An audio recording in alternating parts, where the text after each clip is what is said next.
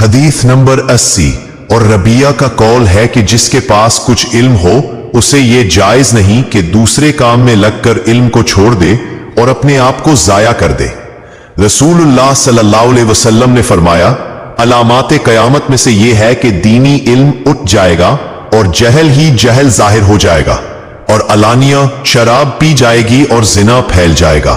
حدیث نمبر 81 میں تم سے ایک ایسی حدیث بیان کرتا ہوں جو میرے بعد تم سے کوئی نہیں بیان کرے گا۔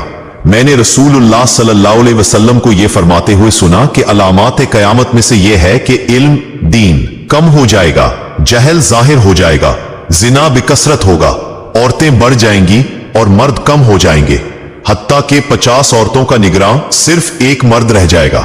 حدیث نمبر 82۔ میں نے رسول اللہ صلی اللہ علیہ وسلم کو یہ فرماتے ہوئے سنا ہے کہ میں سو رہا تھا، اسی حالت میں مجھے دودھ کا ایک پیالہ دیا گیا، میں نے اپنا بچا ہوا دودھ ایک پیالہ پی لیا، عمر بن الخطاب کو دے دیا۔ صحابہ رضی اللہ عنہم نے پوچھا، آپ نے اس کی کیا تعبیر لی؟ آپ صلی اللہ علیہ وسلم نے فرمایا، علم۔